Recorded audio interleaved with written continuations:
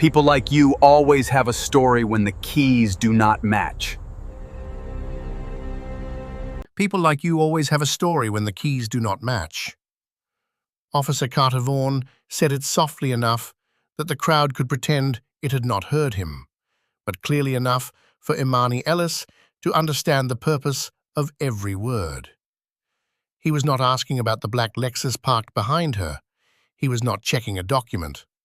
He was choosing a person first, then building a reason around her. The morning heat had not yet lifted from the pavement outside East Glen Medical Plaza, but the parking lot already felt like a public hearing.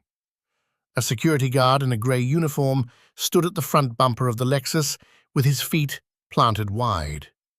A building manager watched from the glass doors with her tablet pressed to her chest. Two patients slowed near the curb.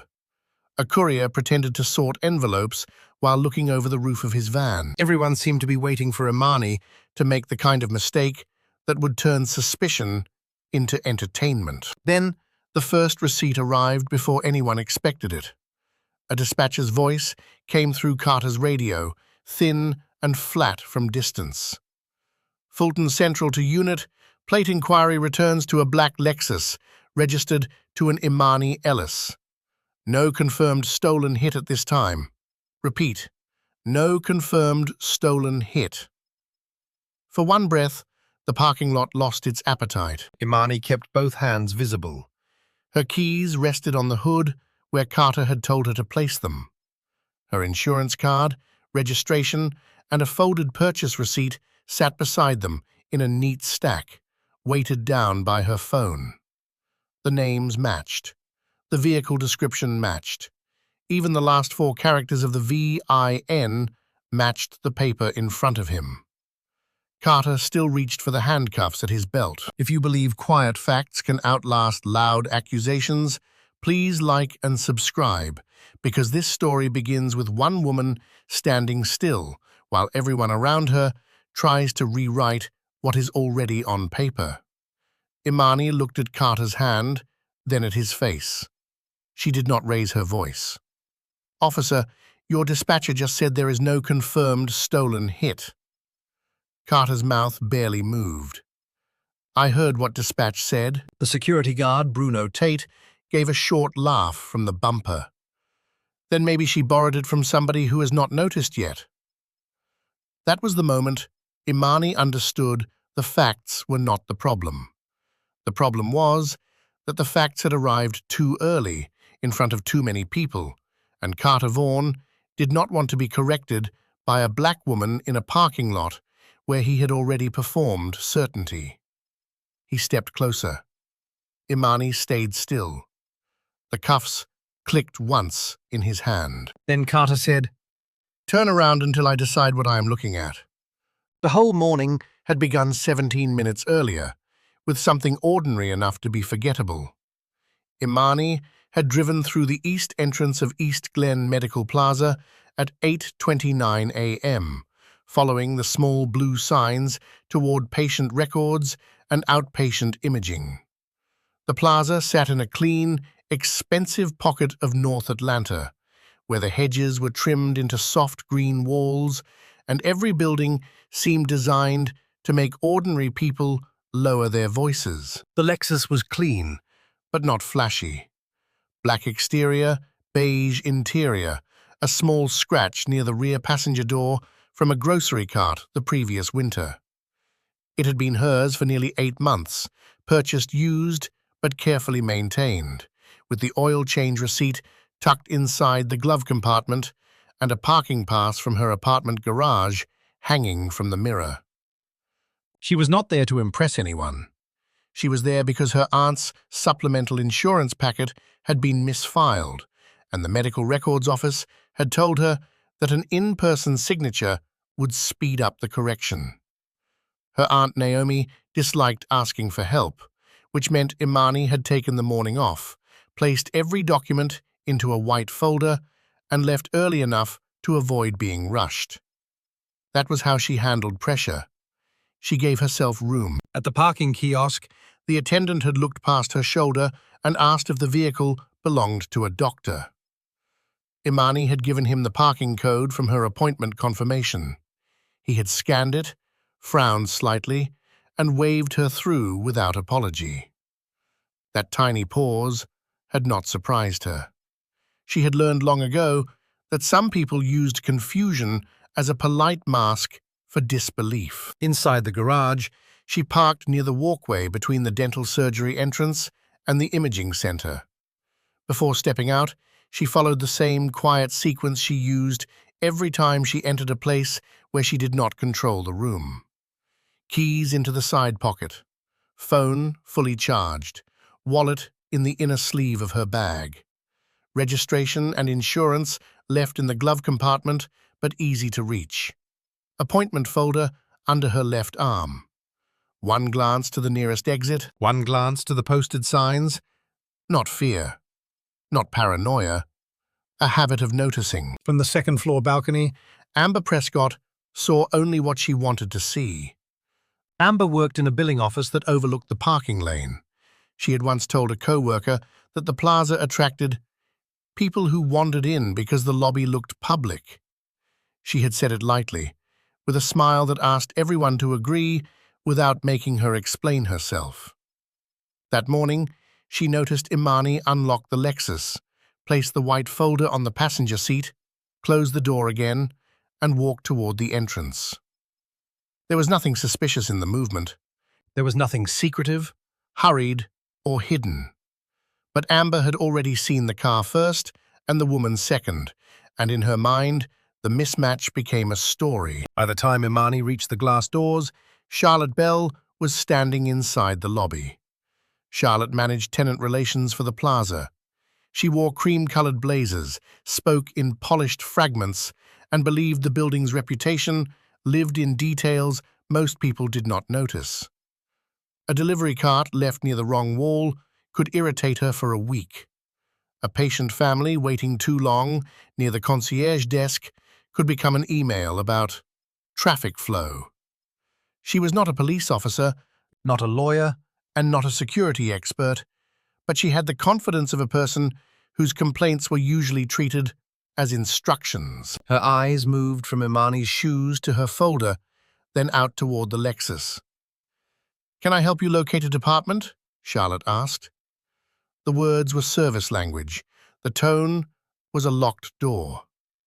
Imani smiled faintly. "Medical records, Suite 212. Charlotte glanced toward the directory, even though she knew exactly where the office was. "They do not take walk-ins for all matters. I have an appointment confirmation. May I see it?" Imani did not hand over her phone. She turned the screen so Charlotte could read the message without taking possession of it. The appointment time was clear. The suite number was clear. Her aunt's name appeared below a reference line, partially hidden by Imani's thumb for privacy. Charlotte's expression tightened, not because the appointment was invalid, but because it was valid in a way that left her with fewer options. "Elevators are to your left," she said. Imani nodded and moved on. That should have been the end of it. But small humiliations often survive because no one names them while they are happening. They pass from person to person in altered form, gaining authority at every stop. Charlotte walked back to the front desk and spoke quietly to Bruno Tate, the private security guard assigned to the lobby that week. Bruno had the build of someone who wanted his size noticed before his words were heard. He had been a sheriff's deputy in another county for less than a year before leaving for reasons he described differently depending on who asked. At East Glen, he treated the lobby like a checkpoint and the parking lot like his personal jurisdiction. Charlotte murmured that a woman had come in with a questionable appointment and seemed overly protective of her phone. Bruno looked toward a parking garage before he looked toward the elevators. "What vehicle?" he asked. Charlotte pointed with her tablet. "Black Lexus, near the imaging walkway." Bruno's eyebrows lifted with satisfaction. He had been waiting for an errand that felt larger than opening doors. Upstairs, Imani found the records office half empty and cold from overworked air conditioning. The clerk behind the counter apologized twice for the misplaced insurance packet and asked for a signature on a release correction. Imani read the form before signing. She noticed the date line had been printed with last month's date and asked the clerk to initial the correction. The clerk did it without offense. People who worked with records understood why details mattered. 5 minutes later, Imani stepped out with a stamped copy for her aunt and a promise that the corrected file would be uploaded by the end of the business day. Downstairs, Amber had already called 911. The recording would later matter more than Amber expected. At the time, she sounded breathless, not from fear, but from the thrill of being taken seriously. "There is a woman in the East Glen parking area," Amber told the call taker at 8:37 a.m. "She keeps going around a black Lexus. I do not think it is hers." The call taker asked whether Amber had seen the woman break a window, force a door, or damage the vehicle. "No," Amber said, then recovered quickly. "But she looked like she was checking handles." The call taker asked for a plate. Amber read it from memory, or claimed to. One character was wrong. Not wildly wrong, just wrong enough to matter. A letter became a number in her mouth. That altered plate touched an old inquiry from another county, a stale, administrative note tied to a dealership transfer from months earlier. It was not an active stolen vehicle record. It was not a confirmed warrant. It was not even a clean accusation. But once the phrase, "possible stolen Lexus," entered the radio channel, it grew heavier than every correction that followed. Imani reached the lobby and saw Bruno standing too close to the exit. "Ma'am," he said, with the kind of politeness that carries a warning, "is that your vehicle outside?" Imani stopped with one hand on the glass door. "Yes." "Need you to wait a second?" "For what reason?" "Officer is on the way." The lobby had 3 chairs, a water dispenser, and a framed notice about patient privacy. Imani noticed all of it because noticing gave her something to do besides react. Charlotte stood behind the desk, pretending to read her tablet. Amber had come downstairs, though she kept near the hallway, as if distance could protect her from responsibility. Imani asked, "Did someone report my car?" Bruno smiled. "You tell me." That answer told her enough. She opened the folder, removed the stamped medical records receipt, and placed it back.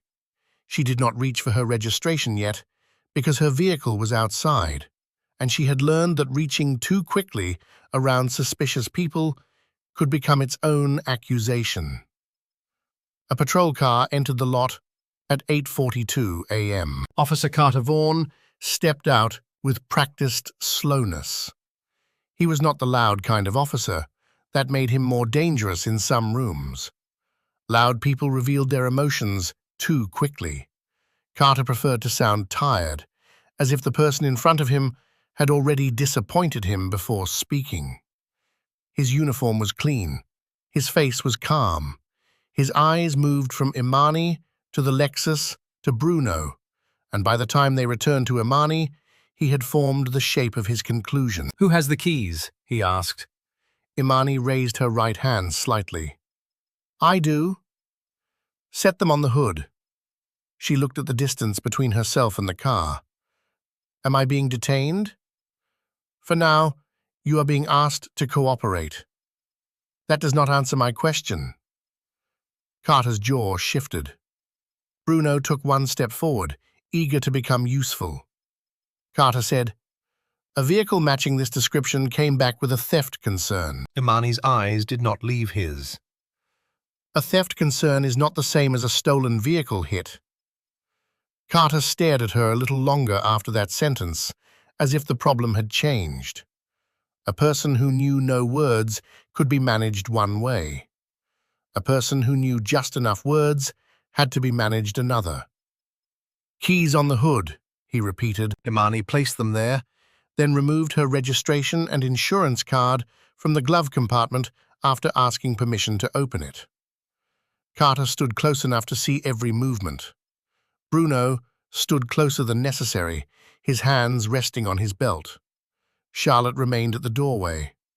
Amber watched from behind a column. The registration matched Imani Ellis. The insurance matched Imani Ellis. The vehicle description matched.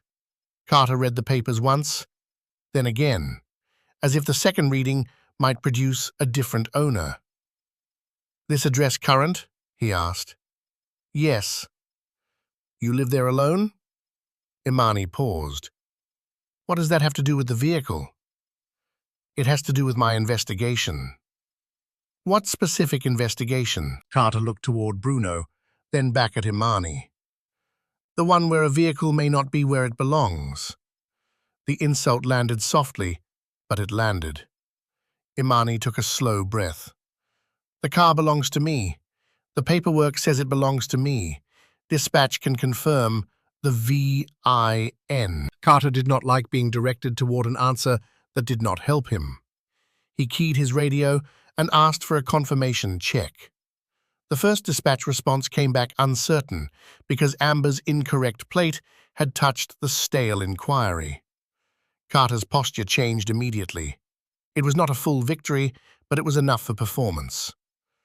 "Step away from the vehicle," he said. Imani complied. "I am stepping away." "Farther." She moved 2 more steps. "I am moving farther." Bruno muttered, "She narrates everything." Imani heard him. So did Carter. Neither man expected the sentence to matter later. Carter asked whether she had purchased the Lexus from a dealership or a private seller. She answered, "Dealership." He asked which dealership. She answered. He asked if she had a bill of sale. She said a copy was in the glove compartment and another was in her apartment. He asked why she carried medical records if she owned the car.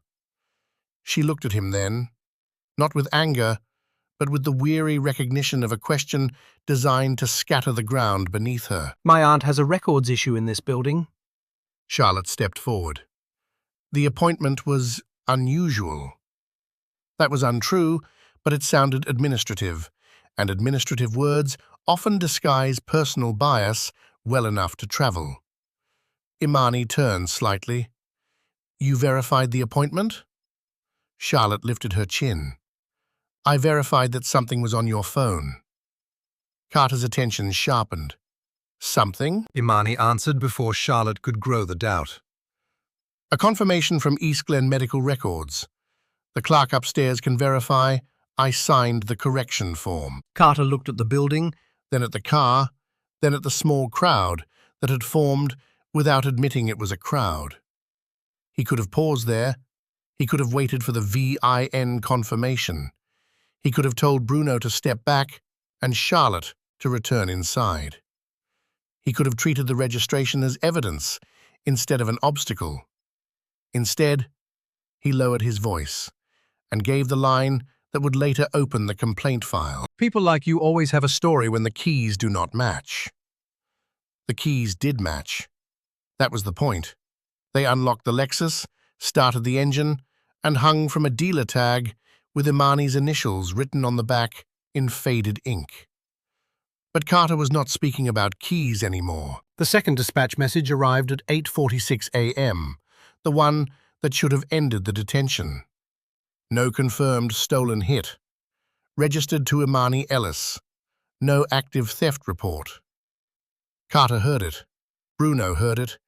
Charlotte heard enough to look irritated. Amber looked down at her phone.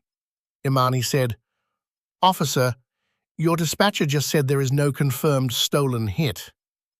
Carter said, "I heard what dispatch said." A cleaner sentence could have ended the scene. "You are free to go. There appears to be a reporting error. Thank you for your cooperation." Those words existed. Carter chose none of them. He asked Imani to turn around. The parking lot tightened again. Imani did not move. "Am I under arrest?" "You are being detained Pending clarification.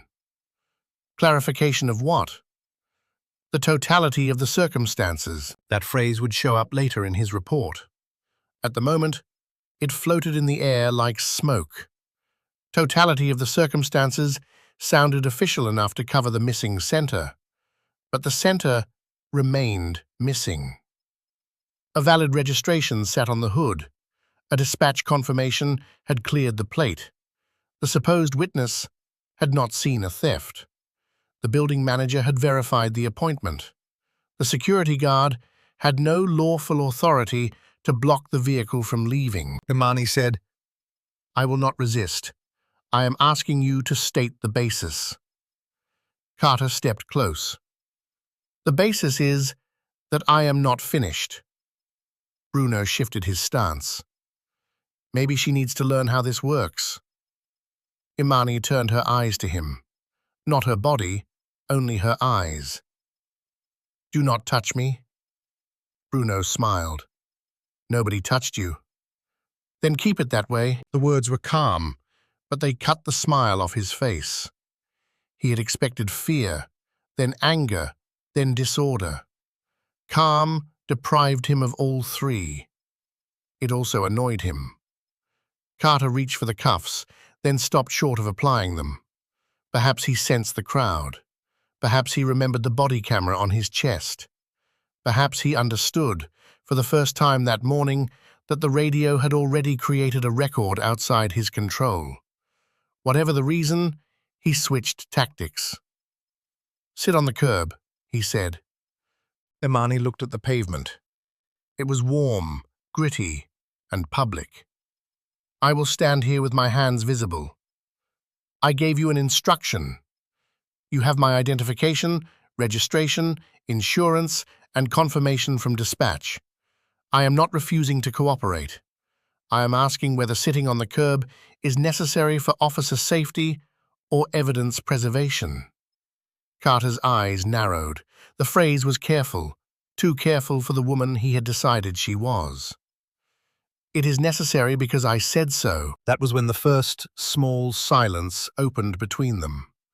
Not enough for anyone to name, but enough for doubt to enter the scene. A man near the courier van lowered his envelopes. The parking attendant leaned out of the kiosk. Charlotte glanced toward the lobby camera, then away. Amber typed something quickly and turned her phone screen against her body. Imani sat on the curb. Because she understood the calculation. Standing on principle in the wrong moment could become a charge someone else got to describe. She sat with her hands resting on her knees, back straight, not because she felt unafraid, but because posture was one of the few things still hers. Carter returned to the patrol car with her license. Bruno remained near the Lexus.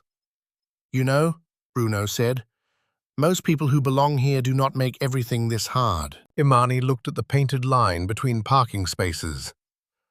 I have answered every question related to the vehicle. Related to the vehicle, he repeated, mocking the precision. You hear that, Charlotte? She talks like she is writing a manual. Charlotte's expression stayed cool. Some people learn phrases online. Imani did not answer. She watched Carter through the windshield of the patrol car. He was typing. Then he stopped typing and spoke into his phone, not the radio. His mouth moved in short bursts. Twice, he looked at Bruno.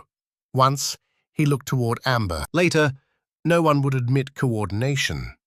They would call it information gathering. They would call it clarifying witness statements. They would call it normal procedure. But before any report was filed, before any supervisor reviewed the stop, before the wording became official, the people who had created the suspicion began shaping it into something that could survive correction. Bruno walked back toward the lobby and spoke to Charlotte. Charlotte spoke to Amber. Amber shook her head, then nodded.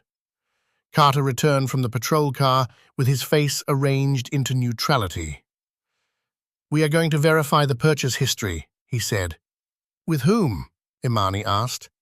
Dealership records. You have the registration. And I am verifying. Am I free to leave while you verify? No. For how long? As long as it takes. That answer would become another marker in the timeline. At the curb, time behaved strangely. 4 minutes felt like 20. Every passing person became a witness and a threat. Imani's aunt called twice, and Imani could not answer because her phone remained on the hood near Carter's hand. A child asked a parent why the lady was sitting outside. The parent whispered something Imani could not hear. She was grateful for that and hurt by it at the same time. A second patrol unit rolled in at 8:58 a.m. The new officer, Daniel Price, stepped out slower than Carter, but with a different kind of caution. He greeted Carter first, then scanned the hood of the Lexus. Papers, keys, phone, license, insurance. His expression flickered when he saw that the registration matched. "What do we have?" Daniel asked. Carter answered quietly, But not quietly enough. Possible stolen vehicle, conflicting plate information, subject giving rehearsed answers. Subject. Not owner, not driver, not complainant. Subject. Imani filed the word away. Daniel looked at her, then back at Carter. Dispatch confirmed? Dispatch is still sorting it out. That was not what dispatch had said. It was close enough to sound defensible, far enough to change the meaning. Daniel did not challenge him in front of everyone. That too would matter.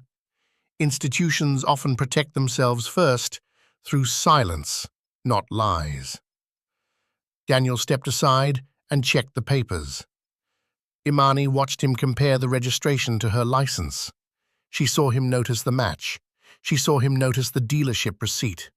She saw him notice that the date of purchase made the stale inquiry less useful than Carter wanted it to be. Daniel lowered his voice. "Carter, it is her vehicle." Carter's answer came quick. "We do not know the full story. We know the registration. We know what the paper says." That sentence exposed the deeper rule being applied. Paper could be questioned. Dispatch could be softened. A woman could be made to sit on a curb beside her own car because certainty had been announced too loudly to retract without embarrassment. Imani's phone rang again. This time, Carter looked at the screen. "Naomi," he read aloud. That is my aunt. Imani said. "She is waiting for confirmation about her medical records." Carter did not hand over the phone. "She can wait." Something moved across Imani's face then. Not rage. Rage would have satisfied them. This was colder and harder. Her aunt had spent months trying to correct a record no one wanted to own. Now, Imani was watching the same pattern form around her in real time. A mistake entered a system. The system defended the mistake. The person harmed by the mistake became the inconvenience. She said, "Please document that you declined to let me answer a medical-related call while detaining me after dispatch reported no confirmed stolen hit." Bruno laughed again, but this time it sounded forced. "There she goes with the documenting." Carter turned. "Enough." For 1 second, Imani thought he was speaking to Bruno. He was not. He was speaking to her. He leaned down slightly. "You are very close to obstruction." Imani lifted her eyes. OCGA Section 16-10-24 requires knowingly and willfully obstructing or hindering an officer in the lawful discharge of duties. I am seated. My hands are visible. I have provided documents. I am asking for the basis of continued detention. No one in the lot spoke. Carter stared at her as though she had insulted him by reading words correctly. "Where did you learn that?" he asked. Imani looked at the papers on the hood. from the kind of document people should read before they threaten to use it. Daniel Price looked away, but not before Imani saw the corner of his mouth tense. Not amusement. Recognition. He knew the statute. He also knew Carter had stepped onto unstable ground. Carter straightened and changed direction again. "We are not debating law on the curb." "No," Imani said. "We are creating a record on the curb." That line would not appear in Carter's report. Instead, his report would say, "She became argumentative." It would say, "She repeatedly questioned lawful commands." It would say she delayed the investigation by refusing to sit where directed, although she had sat. It would say, "The witness observed her manipulating vehicle doors," though Amber had never said that on the call with certainty. It would say, "Building management expressed concern about trespass," though Charlotte had verified the appointment. It would say the vehicle was associated with a theft inquiry without explaining that the inquiry was stale, unconfirmed, and attached to a misread plate character. Reports are not just memory. They are architecture. Whoever frames the first version often decides where every later fact must stand. At 9:12 a.m., a dealership employee called back. Carter listened, said little, and ended the call with a face that had lost its earlier confidence. The Lexus had been sold legally to Imani Ellis. Title paperwork had been submitted. A temporary administrative inquiry from the prior transfer had been cleared. The only remaining confusion came from a plate character entered incorrectly during an old search. Daniel folded the insurance card and set it back on the hood. Carter walked over to Imani. "You can stand up." "Am I free to leave?" "We are concluding." "Am I free to leave?" His lips pressed together. "Yes." She rose slowly. Her knees felt stiff. She did not brush off the back of her pants because she would not give them the satisfaction of seeing her clean away the evidence of where they had placed her. "My phone," she said. Carter handed it over. "My keys." He picked them up. Then hesitated just long enough to remind her that release could still be staged as permission. Finally, he placed them in her palm. "My documents." Daniel gathered them and handed them to her with a quieter tone. "Here you go, Ms. Ellis." That was the first time anyone in uniform had used her name like it belonged to her. Bruno stepped away from the bumper, but not far. Charlotte remained near the doorway. Amber had disappeared back inside. Carter said, "This was a misunderstanding." Imani looked at the Lexus, then at the curb, then at the people pretending not to stare anymore. "No, a misunderstanding ends when the facts arrive." Carter's eyes hardened. "Careful." She met the warning without blinking. "I am." She got into her car only after photographing the position of the papers on the hood, the patrol cars, the security guard, the lobby entrance, and the parking sign near the walkway. She did not make a scene. She did not demand an apology. She did not threaten anyone. She simply collected what the morning had left behind. As she drove out, the parking attendant looked at her through the kiosk window and mouthed something that might have been, "Sorry." Imani did not stop to find out. Her aunt was waiting. The quiet after public humiliation is not peaceful. It is crowded with every sentence a person did not say because survival required restraint. By the time Imani reached her aunt's apartment, she had already replayed the parking lot in fragments. Carter's hand near the cuffs, Bruno's laugh, Charlotte's tablet, Amber's face half hidden behind the column, Daniel's low admission that the vehicle was hers, the dispatch voice saying no confirmed stolen hit while Carter continued anyway. Naomi Ellis opened the apartment door before Imani knocked twice. She was in her late 60s, recovering from surgery, and too proud to say she had been afraid. Her first question was about the medical records, because she had trained herself not to take up too much room in other people's emergencies. "Did they fix the packet?" Naomi asked. Imani held up the stamped paper. "They fixed it." Only then did Naomi study her face. "What happened?" Imani walked in, placed the folder on the kitchen table, and set her keys beside it, in the same careful order she had used that morning. Naomi saw the order and understood that her niece was holding herself together by touching the edges of things. "Police stopped me in the parking lot," Imani said.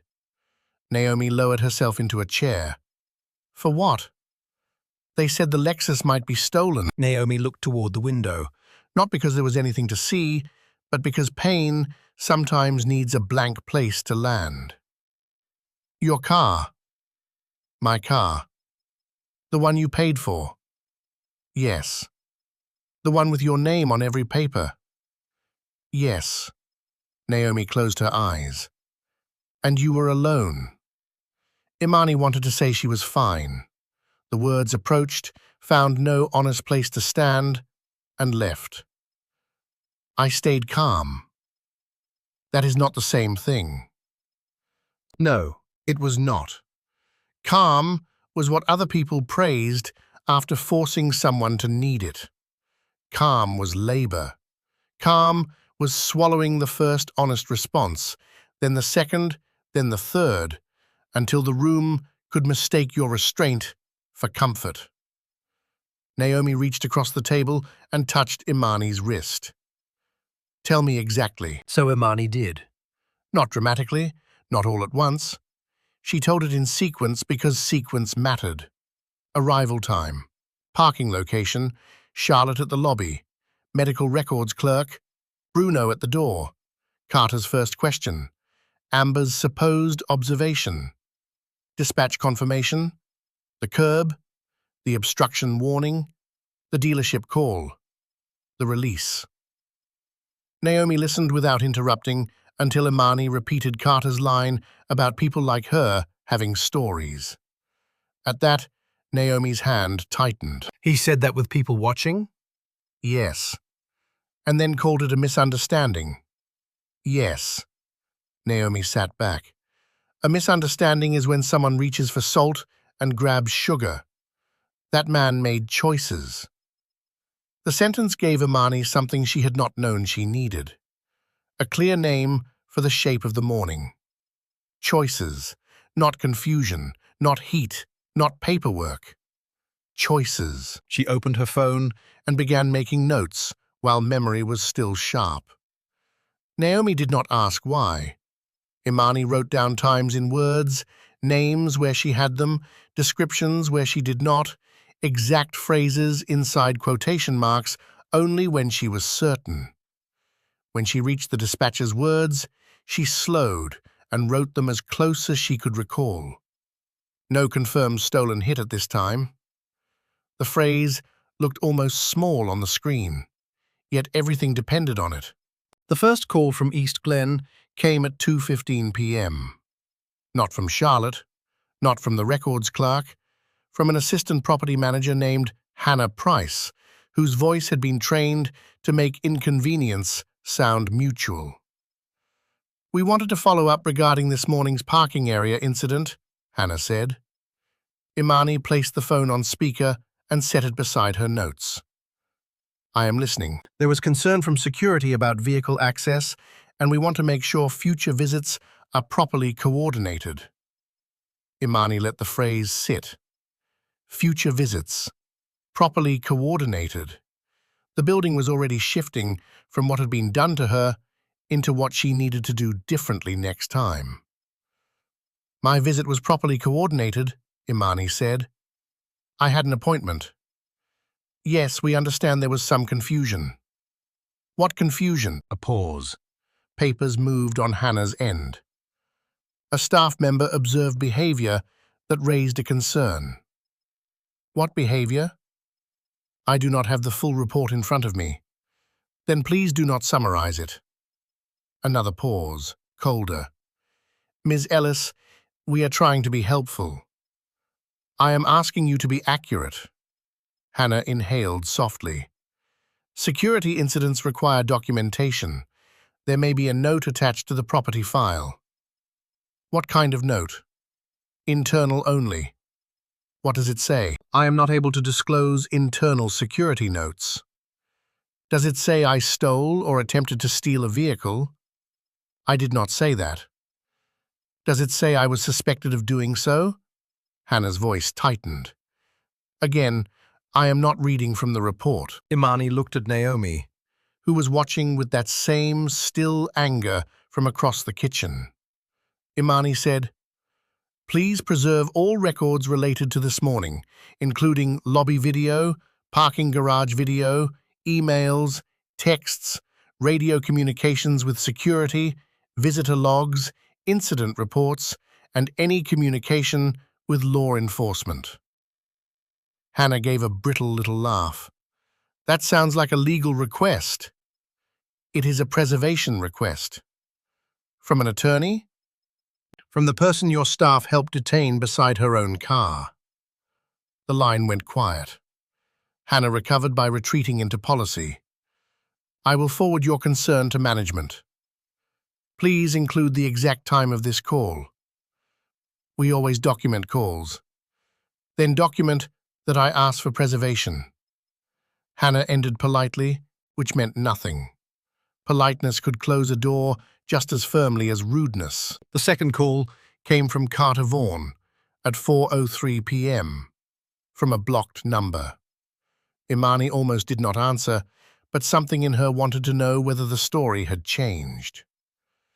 "This is Officer Vaughn," he said. "I wanted to advise you that the vehicle matter was cleared." Imani turned on call recording only after stating the call was being recorded for her notes. Georgia allowed one-party consent, but she did not say that out loud. She simply made the record clean. "You are calling to tell me what your dispatcher said before I was made to sit on a curb," she said. "I am calling as a courtesy. What case file should I reference?" He hesitated. "There is an incident number. Please provide it." "I do not have it in front of me." "You called me about the incident without the incident number?" "I can get it to you." "Please do." His voice lowered. "Ms. Ellis, I would be careful about turning a cleared misunderstanding into something bigger." There it was again. Careful. The word had followed her from the parking lot into her kitchen. Imani said, "The size of this depends on the records. The records will show we responded to a call. They will also show dispatch corrected the stolen vehicle concern. And they will show you were not arrested. That does not erase the detention." He exhaled, now less polished. "You seem to have already decided what happened." No, she said. "You decided what happened before the facts arrived. I am trying to collect what happened after they did." The call ended soon after. He never provided the incident number. That omission became another line in her notes. By evening, the story had left the parking lot without her permission. A woman Naomi knew from a community clinic texted to ask whether everything was all right. Someone had heard there was an arrest at East Glen involving a stolen luxury car. There had been no arrest. The Lexus was not stolen.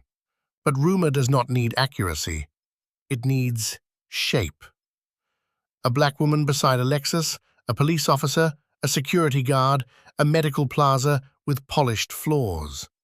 For some people, that was enough of a story. Imani did not sleep well that night. Not because she feared Carter would return, though that thought came once. Not because she regretted staying calm. She lay awake because she kept seeing the moment after dispatch cleared the car and before Carter reached for the cuffs.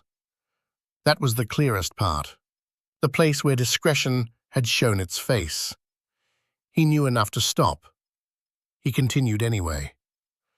The next morning, she called the dealership. The finance manager, a careful man named Arthur Lane, remembered the Lexus because the title transfer had taken longer than usual. He sounded embarrassed before she finished explaining. "There was an old inquiry attached during transfer," Arthur said. "It should not show as stolen.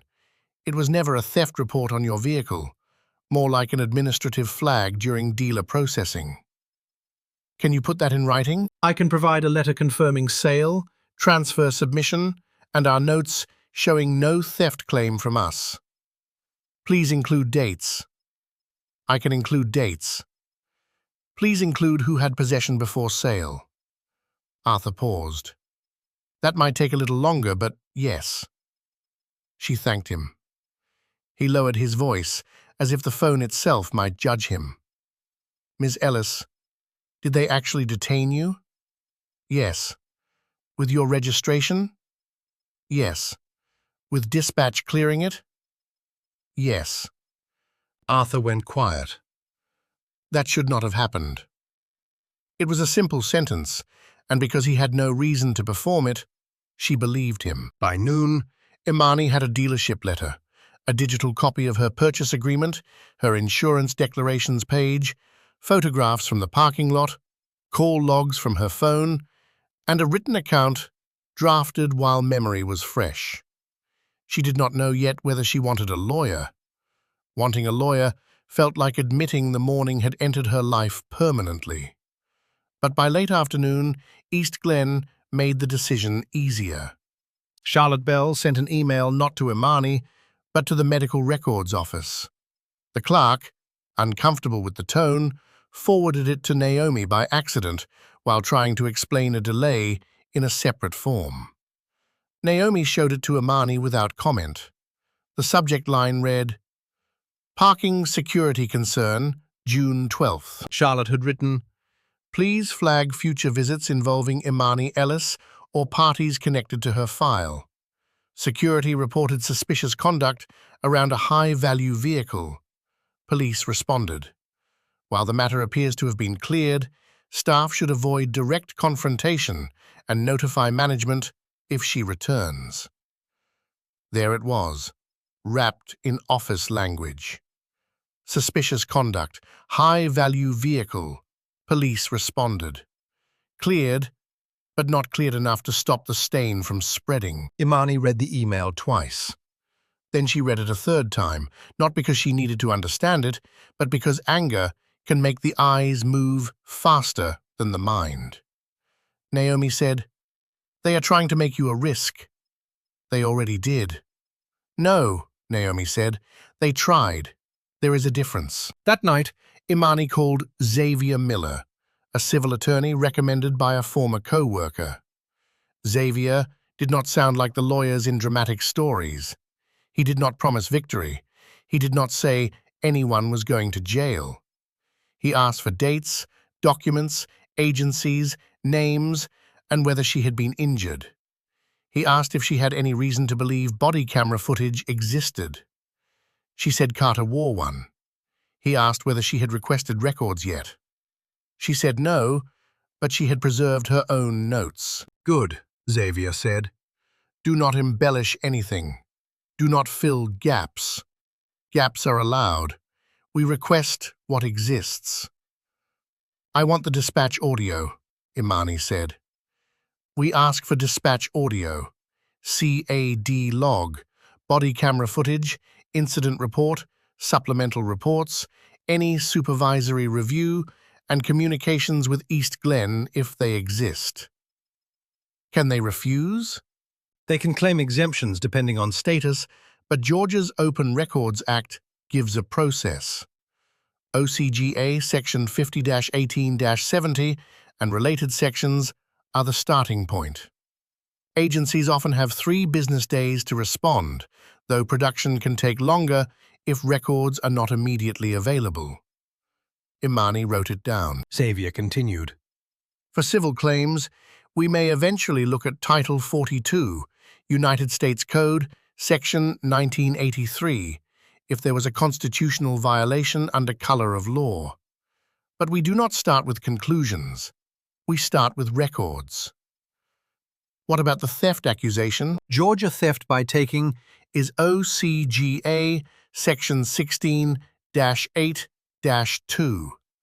It involves unlawfully taking or appropriating property of another with intent to deprive. If your ownership was confirmed, that matters.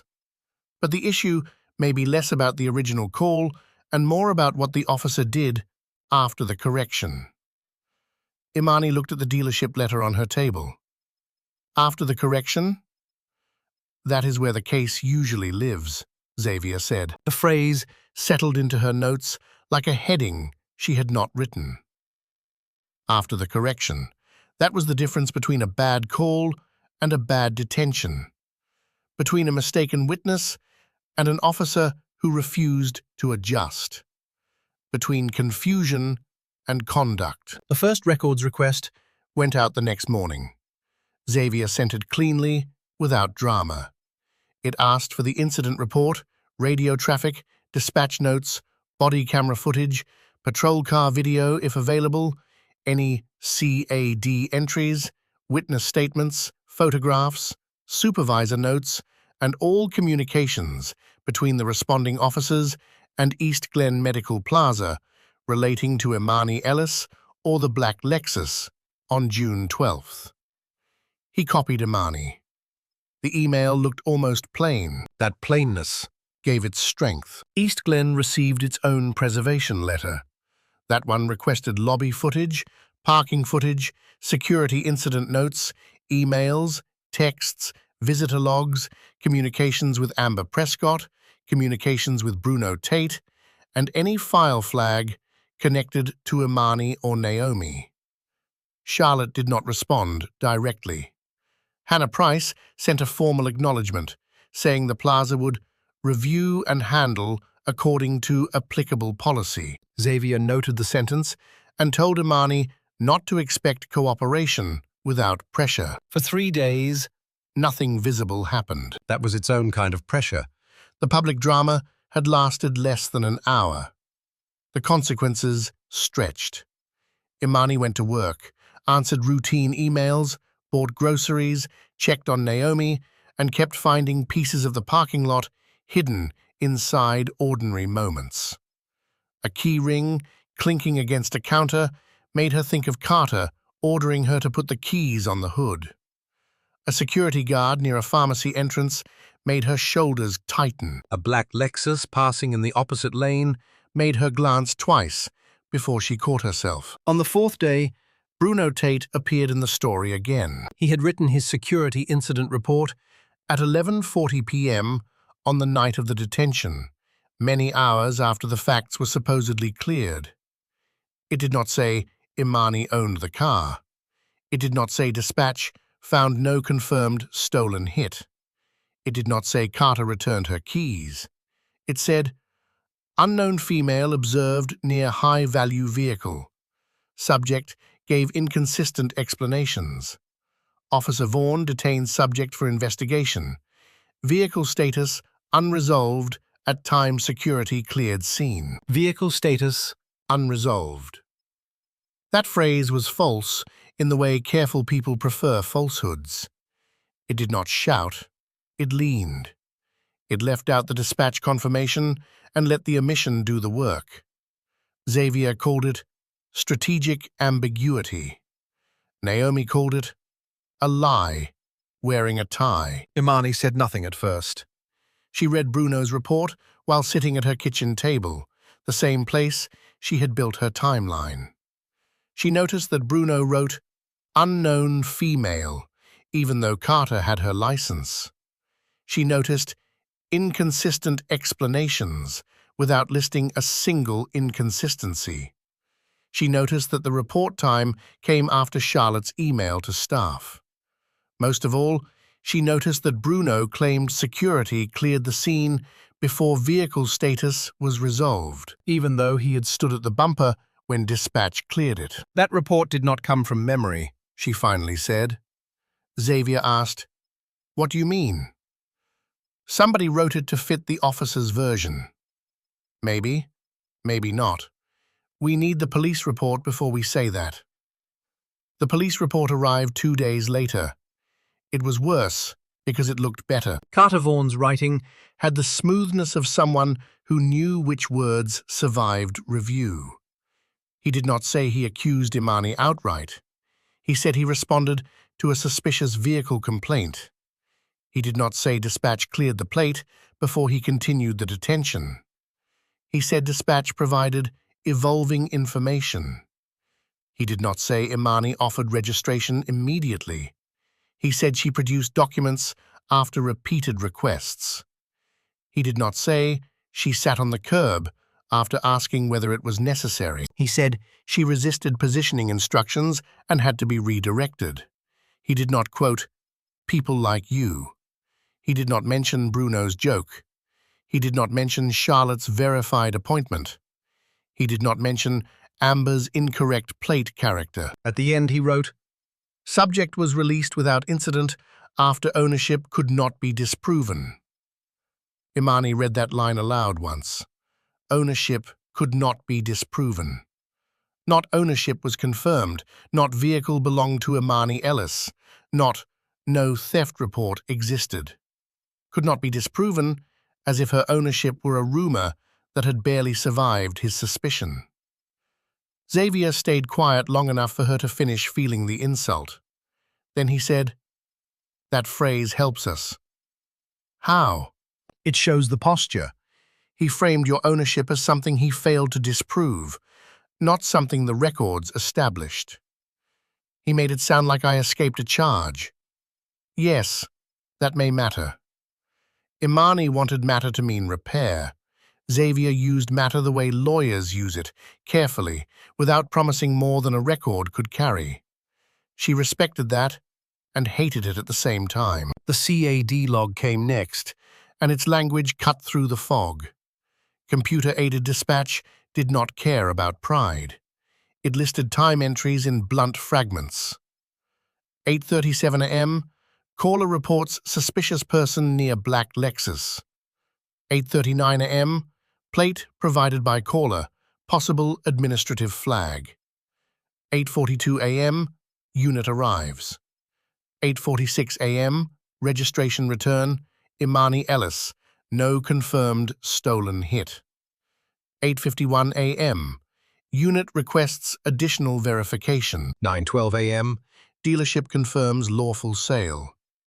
9:14 a.m., subject released. There it was, a clean spine. The official report had wrapped itself around that spine and tried to bend it. Imani stared at the 8:46 a.m. entry. 4 words mattered most. No confirmed stolen hit. Then, another entry 5 minutes later showed Carter still requesting additional verification while she remained detained on the curb. Xavier did not overstate it. He said the entry raised questions.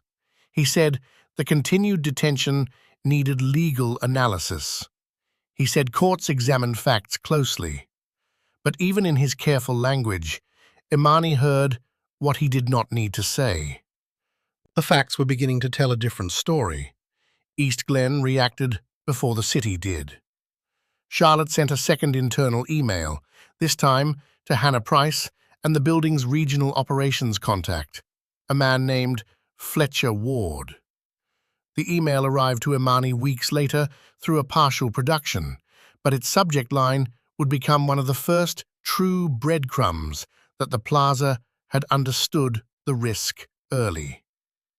Subject: Lexus incident, narrative control. Charlotte wrote, Please ensure staff do not discuss the June 12th parking matter with patients or external parties. The individual may attempt to reframe a good-faith security response as discriminatory treatment. Our position should remain that police handled the matter and East Glen cooperated with public safety. The word reframe almost made Imani laugh. Not because it was funny, because it accused her of doing exactly what the email was doing. Amber Prescott's written statement followed a different pattern. It became more certain after the fact. On the 911 call, she had said she did not think the Lexus was Imani's. In the written statement, she said Imani appeared to test the doors. On the call, she had admitted she did not see forced entry. In the statement, she described Imani as looking around repeatedly. On the call, she read the plate incorrectly. In the statement, she wrote the correct plate, as if the correction had belonged to her all along. Xavier underlined the difference between contemporaneous audio and later writing. Early statements tend to matter, he told Imani. Not always more, but often differently. A later statement can be influenced by what the person learned afterward. Like learning she was wrong, or learning what would make being wrong look reasonable. Meanwhile, Imani returned to East Glen once more with Naomi, because the corrected packet still had to be signed by a physician's office. She considered sending someone else, then rejected the idea. Avoiding the building might protect her for one day, but it would confirm the silent ban they had tried to place around her. Naomi insisted on coming despite her cane. The lobby changed when they entered. Not visibly at first, the same chairs stood against the wall. The same water dispenser hummed. The same directory pointed toward the elevators. But Charlotte looked up from the desk, then lowered her eyes too quickly. Bruno was not there. A different guard stood near the entrance, younger and less certain. He watched them with confusion, then recognition, then caution. Imani kept her pace even. Charlotte approached before they reached the elevator. "Ms. Ellis?" Imani stopped. Naomi stood beside her, chin lifted. Charlotte's smile was controlled. "For future visits, it may be best to notify management ahead of time, so we can avoid any confusion." Naomi's cane tapped once against the floor. "My niece has an appointment." "That is notice." Charlotte's eyes flicked to the cane, then away. "We want everyone to feel comfortable." Imani said, "Comfort was not the issue last time." The younger guard looked toward the desk as if wishing someone else would become responsible. Charlotte lowered her voice. "I understand you were upset." "No," Imani said. "You understand a complaint may be coming." Color rose in Charlotte's face. "That is not fair. Neither was flagging my future visits after your staff helped create a false suspicion." Charlotte's polished surface cracked just enough to show the resentment beneath it. "This building has had incidents. We have to think about safety." "Safety did not require you to leave out the fact that I owned the car." Charlotte said nothing. Naomi leaned slightly on her cane. Her voice stayed soft. "When people say safety, they should be willing to say whose." The sentence quieted even the air around them. Imani and Naomi went upstairs. The records clerk, the same one from the first morning, looked relieved and embarrassed. She processed the physician form quickly, then slid a folded note across the counter with the stamped copy. Imani did not open it until she and Naomi were back in the elevator. The note said, "I heard dispatch say it was her car. I also heard security tell management not to put that in email. I am sorry." There was no signature. Naomi read it once and handed it back. Somebody in that building still has a conscience. Imani folded the note into her white folder. Or fear. Sometimes fear tells the truth first. That note was not enough to prove everything, but it changed the emotional weather. Until then, Imani had been building from official records and her own memory. Now, an unnamed person inside East Glen had confirmed what the documents suggested. The false story had not grown by accident. People had trimmed it, watered it, and moved it toward the light. 2 days later, the first body camera file arrived. Xavier warned her before sending it. "You do not have to watch it alone." Imani watched it alone anyway at first. She wanted to know whether the recording would make her feel more real or less. The footage began with Carter's patrol car turning into the plaza. The angle showed the dash, the windshield, then the parking lot opening ahead. Audio captured the radio traffic, Carter's breathing, the soft click of equipment against his vest. He stepped out. The camera saw Imani at the lobby door. It saw Bruno pointing toward the Lexus. It saw Charlotte speaking with her tablet clutched to her chest. It saw the keys go onto the hood. It saw Imani ask whether she was being detained. It heard Carter answer, "For now, you are being asked to cooperate." The recording did something memory could not. It removed the excuses people had placed around her tone. Imani was calm. Not cold, not hostile, calm. She asked short questions. She waited for answers. She moved only when directed. She told Carter before reaching into the glove compartment. She placed each document on the hood. Then came the first dispatch uncertainty, the one tied to the incorrect plate. Carter's posture shifted. The camera caught Bruno smiling. It caught Charlotte taking half a step closer, as if a private suspicion had received public permission. Imani paused the video and closed her eyes. Watching humiliation from the outside is a strange injury. During the event, the body is busy surviving. Later, the recording lets the mind notice everything survival skipped. The people staring, the way Carter stood too close, the way Bruno kept entering her space, the way Charlotte offered doubt at exactly the moments when facts began helping Imani, the way Amber lingered near the column, smaller in body than in consequence. Imani pressed play. The video continued to the dispatch correction. Fulton Central to unit. Plate inquiry returns to a black Lexus, registered to an Imani Ellis. No confirmed stolen hit at this time. Repeat, no confirmed stolen hit. The words were clearer than Imani remembered. On the footage, she said, "Officer, your dispatcher just said there is no confirmed stolen hit." Carter answered, "I heard what dispatch said." Then his hand moved toward the cuffs. Imani stopped the video again. For several minutes, she did not move. The room around her seemed to lose depth, not because the footage surprised her, because it confirmed her with a precision that grief rarely receives. She had not imagined the pause. She had not exaggerated the order. She had not inserted menace into a neutral gesture. The recording showed Carter hear the correction and continue. When she sent Xavier a message, she typed only one sentence. He heard it. Xavier replied, "Yes. Save your reaction notes separately. Do not alter the original file." The next file contained the curb detention. Carter's camera angled down at times, but the audio remained strong. It caught Imani explaining the obstruction statute in plain terms. It caught Bruno mocking her for documenting everything. It caught Carter saying, "We are not debating law on the curb."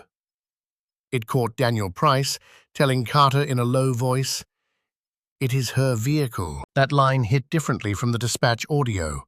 Dispatch confirmed the data. Daniel confirmed that another officer understood the data. Carter had not been alone in a fog. He had been standing beside someone who saw the exit and chose not to force him through it. At 9:12 a.m. in the footage, Carter took the dealership call. The audio became muffled because he turned his shoulder, but several phrases remained audible. Lawful sale, title transfer, no theft claim. when he returned, His tone changed. He said Imani could stand up. He did not apologize. He did not explain the stale inquiry. He did not correct Bruno. He did not address the crowd. He simply ended the detention as if releasing pressure from his own mistake were generosity. Then the file stopped. Imani blinked. The timestamp on the video jumped in the next file. 10 minutes were missing. Not seconds, not a brief camera buffer. 10 minutes. the next available clip began after Imani had already driven away. Carter stood near Bruno and Charlotte by the lobby entrance. His body camera faced downward, but the audio captured fragments. Carter said, "Keep your reports simple." Bruno answered, "Suspicious person, possible stolen vehicle, officer handled it." Charlotte added, "No need to mention her appointment details." Carter's reply was quiet. "Do not put extra in writing." The clip ended less than a minute later. Imani sat at her table until the screen dimmed. The missing 10 minutes became a room she could not enter. What had happened inside it? Who had spoken first? Did Carter turn off the camera intentionally, or had the system failed? Did a supervisor call? Did Charlotte request wording? Did Bruno ask what to write? Did Amber correct the plate before her statement? The absence had edges. It was shaped like something. Xavier called that evening. His voice was more serious than before. "We need the audit log for the body camera system," he said. "What does that show?" "Potentially when the file stopped, whether there was a manual deactivation, upload issue, battery issue, or system error. We also ask for metadata and chain of custody." "Will they give it?" "They may resist. We ask anyway." "There is audio after the gap." "I heard it." "Carter told them to keep reports simple." "Yes." "Charlotte said not to mention the appointment." "Yes." Xavier paused before continuing. "Imani, this is significant. It is not a complete case by itself, but it is significant." She looked at the dark screen. "He knew." "We can say the footage suggests he knew key facts were being narrowed or omitted." "That is lawyer language." "It is. You need lawyer language right now. Anger can be true and still not be useful in a filing." She almost smiled despite herself. "So what happens next?" We send a supplemental request. "We preserve the original files. We ask for the missing segment, audit logs, supervisor review, and any policy governing body camera interruption. We also file an internal affairs complaint if you are ready." Imani did not answer immediately. Internal affairs sounded official, but official did not mean safe. Filing a complaint meant becoming part of another system's file. It meant waiting while people who worked near Carter decided whether Carter had crossed a line. It meant giving strangers permission to examine one of the most humiliating mornings of her life, and perhaps return a sentence like insufficient evidence. It meant discovering whether truth, once documented, could still be minimized. Naomi found her at the table with the laptop open and the white folder beside it. "You watched it," Naomi said. "Yes." "And?" Imani turned the screen toward her aunt but did not press play. "It shows what I said." Naomi sat down slowly. "All of it?" "Enough." "Enough for what?" That question stayed with Imani. "Enough for what? Enough to prove she was not lying? Enough to make Carter uncomfortable? Enough to get a line in his personnel file? Enough to stop Charlotte from flagging her visits? Enough to make Amber admit she read the plate wrong? Enough to make Bruno stop using size as authority? The answer depended on who controlled the next room. "It may be enough to start," Imani said. Naomi nodded. "Then start." The internal affairs complaint was filed the following Monday. Xavier drafted it with Imani's corrections. It did not call Carter racist.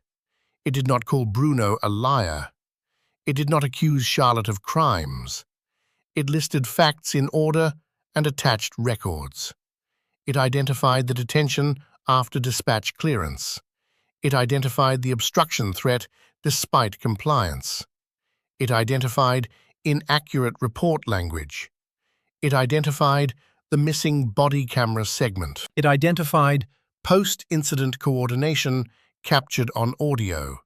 It requested preservation of all related materials and review by a supervisor not involved in the event. Imani read the final version twice before authorizing Xavier to send it. The complaint did not sound like her pain. It sounded like a door being unlocked. The city acknowledged receipt with a form email. The message said the matter had been assigned for preliminary review and that findings could take weeks or months, depending on evidence, witness availability, and administrative process. It warned that not all personnel information would be disclosed. It thanked her for bringing the concern forward. Concern. Another small word trying to hold a large thing. Grace Norwood called 3 days later. She introduced herself as an investigator assigned to the preliminary review. Her tone was neither warm nor cold, which Imani appreciated more than false sympathy. Grace asked whether Imani would provide a recorded statement. Xavier advised doing it with counsel present. Grace did not object. That was the first point in her favor. During the recorded interview, Grace asked Imani to describe the morning without relying on the footage. Imani did. Arrival, appointment, lobby contact, medical records, security stop, officer arrival, keys, documents, dispatch, curb, obstruction warning, release. She stated when she was certain and when she was estimating. Grace noticed. "You are distinguishing memory from record," Grace said. "I do not want to fill gaps." "That is helpful." Xavier glanced at Imani but said nothing. Grace asked about Carter's opening comment. Imani repeated it exactly. "People like you always have a story when the keys do not match." Grace's pen stopped, only for a second. "Did anyone else appear to hear that statement?" she asked. Bruno Tate was near the front of the vehicle. Charlotte Bell was near the lobby entrance. Amber Prescott was near a column. There were others in the lot, but I do not know their names. "Did your keys fail to operate the vehicle?" "No." "Did Officer Vaughn test the keys?" "He did not need to. I had unlocked the vehicle before he arrived, and the keys were mine." "Did you ever state the vehicle belonged to someone else?" "No." "Did you refuse to provide identification?" "No." "Did you refuse to provide registration?" "No." "Did you refuse a lawful command?" Imani paused, because this was the kind of question that could become a trap if answered emotionally. "I asked whether I was being detained. I asked the basis for sitting on the curb. When he directed me to sit, I sat." Grace wrote that down. The interview lasted just under an hour. At the end, Grace said something that stayed carefully within her lane. "Miss Ellis, I cannot discuss potential findings today. I can tell you the missing body camera segment and the post-incident audio are being reviewed." Ms. Ellis, not Imani, not subject, not complainant, Ms. Ellis. It was a small courtesy, but after weeks of being renamed by other people's reports, courtesy felt almost formal. "Thank you," Imani said. Grace added, "If you receive any contact from Officer Vaughn, East Glen Security, or Building Management, forward it through counsel." Do you expect contact? "I try not to expect. I try to document." For the first time since the parking lot, Imani heard one of her own habits return to her in someone else's voice. The pressure shifted after that, but it did not disappear. Carter did not call again. Bruno's report remained unchanged. Charlotte's emails became less direct and more careful. Amber refused Xavier's informal request for clarification and said any further questions should go through East Glen. Daniel Price did not volunteer a statement, though the body camera had already captured his key line. Then, on a Thursday afternoon, the city produced the second batch of records. It included a clearer dispatch audio file, a supervisor note, a partial body camera audit log, and one supplemental report from Daniel Price. The dispatch audio confirmed that Amber gave the wrong plate character. The supervisor note said Carter reported the matter as cleared without enforcement action, which sounded harmless until placed beside the curb detention. The audit log showed a recording interruption beginning at 9:14 a.m. and ending at 9:24 a.m. The reason field was blank. Blank can be louder than words when the field exists for a reason. Daniel's supplemental report was brief. Too brief, but not useless. He wrote that upon arrival, he reviewed the registration and license, observed matching owner information, and advised Officer Vaughn that the vehicle appeared to belong to Imani Ellis.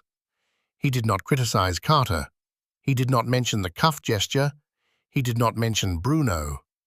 But he placed the ownership confirmation inside the official file. Xavier called it A narrow but important corroboration. Imani called it late, but not nothing. The final file in that batch was the one that changed the shape of part 1 of her fight. It was an audio export from Carter's body camera After the missing 10-minute gap. The city had included a short chain note from an evidence technician named Paul Mercer.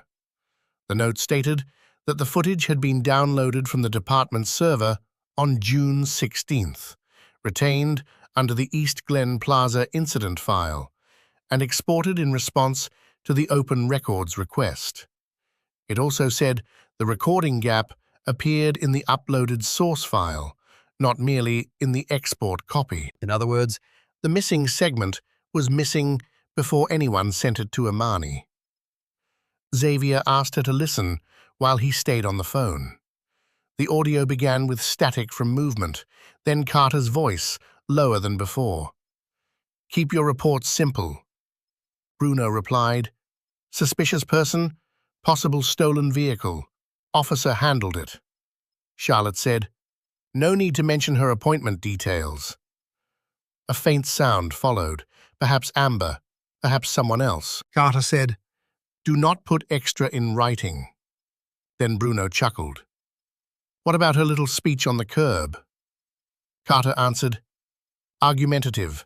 That is enough." Charlotte asked, "And if she complains?"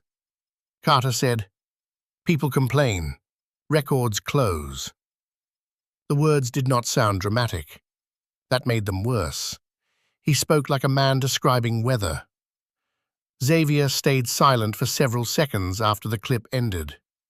Imani said, "He was not confused." "No," Xavier said carefully.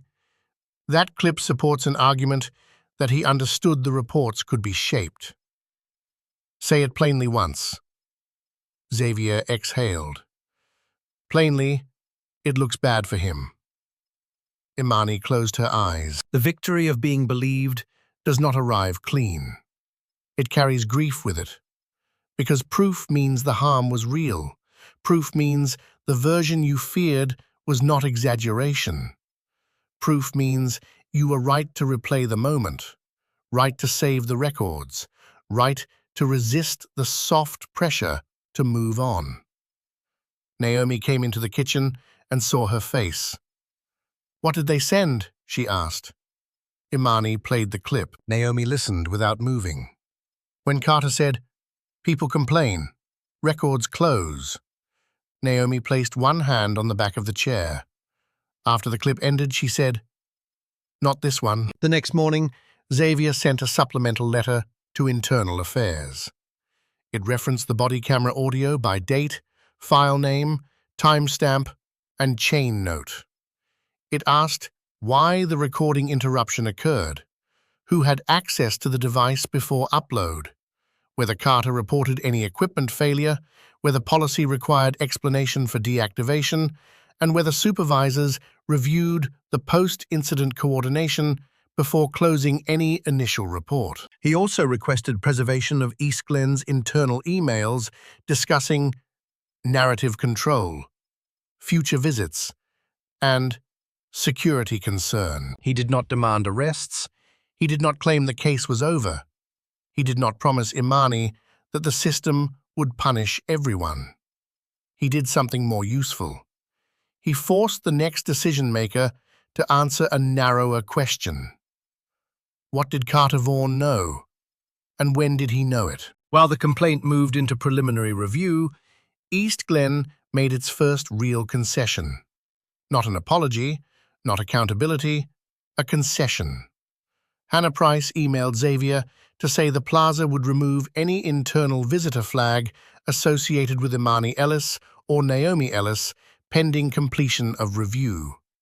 The email insisted the flag had been administrative, not punitive. It also stated that East Glen denied discriminatory intent and maintained that staff acted out of safety concerns. Naomi read the email and snorted. They removed the thing they say was harmless. Imani saved the message into the folder. Another person might have felt satisfaction. Imani felt tired. Each small correction required a record, a request, a follow-up, a refusal, another letter, another wait. The system did not move because a wrong was obvious. It moved when staying still became more costly than shifting an inch. That weekend, Imani drove the Lexus through a car wash. It was not symbolic when she decided to do it. The windshield had pollen on it, and the wheels needed cleaning. Yet, when the brushes moved over the car and water covered the glass, she found herself gripping the steering wheel with both hands. The last time strangers had surrounded the Lexus, they had treated it like evidence against her.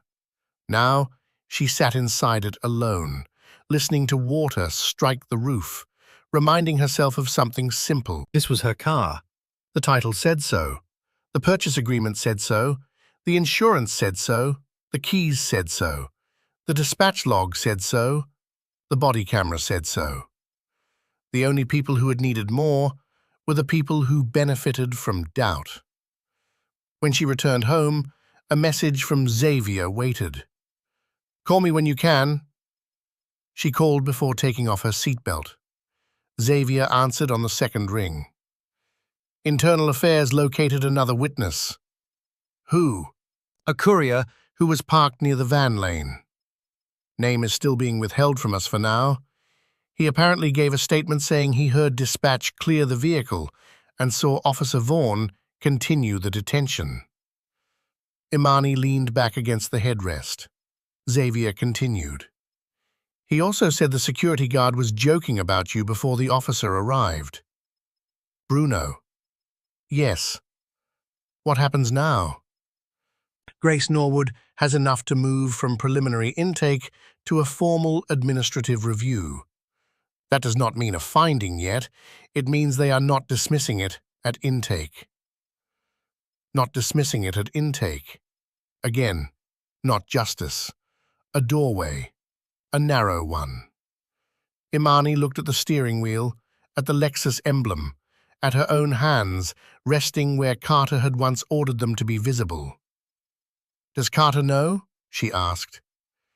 He will be notified through the department process. And then? he likely gets representation. He may give a statement. The union may get involved. The department may limit what we receive while the administrative review is pending. There may be delays. Of course. I do not say that to discourage you. I know. You say it because records move slower than harm. Xavier was quiet for a moment. Yes. That night, Imani added one more page to her timeline. Not facts this time. Questions. Why did Amber give the wrong plate? Who told Bruno to omit the dispatch correction? Why did Charlotte write narrative control? Why did Carter's camera stop for 10 minutes? Who left the reason field blank? Why did the first report say ownership could not be disproven? She stared longest at the last question. It carried the whole morning inside it. Ownership could not be disproven. That was how suspicion protects itself when facts arrive. It refuses to become wrong. it simply becomes unresolved. But the facts were no longer scattered. They had a sequence now. A call with a wrong plate, a dispatch correction, a continued detention, a threat of obstruction, a report that softened the correction, a security report that omitted ownership, an email that flagged future visits, a body camera gap, an audio clip telling everyone to keep it simple, a witness who heard the truth before the story changed. Part of Imani still wanted one person to sit across from her and say what had happened, without hiding behind policy. Carter would not. Bruno would not. Charlotte would not. Amber might not even admit it to herself. But the records had begun doing what people refused to do. They had begun speaking. On Monday morning, Grace Norwood called again. Xavier joined the call. Grace's voice remained measured, but there was a new firmness beneath it. "I am notifying you that the matter has been advanced for formal review," she said. "The allegations under review include inaccurate reporting, detention after contradictory dispatch information, discourtesy, and possible body camera policy violation. I am not making a finding today." Imani wrote each phrase down. Grace continued. "The missing footage issue has been referred for technical audit. Officer Vaughn has been directed not to contact Ms. Ellis directly while review is pending. Security personnel from East Glen may be contacted as civilian witnesses." Xavier asked whether the department had identified the reason for the recording gap. "Not yet," Grace said. "The preliminary audit does not list a device malfunction, but that is not a final conclusion." Imani's pens stopped. "No device malfunction listed." Another careful phrase. Another door opening an inch. Grace said, "Ms. Ellis, do you have any additional records since your last submission?" Imani looked at the email from East Glen, removing the visitor flag. She looked at Charlotte's narrative control message.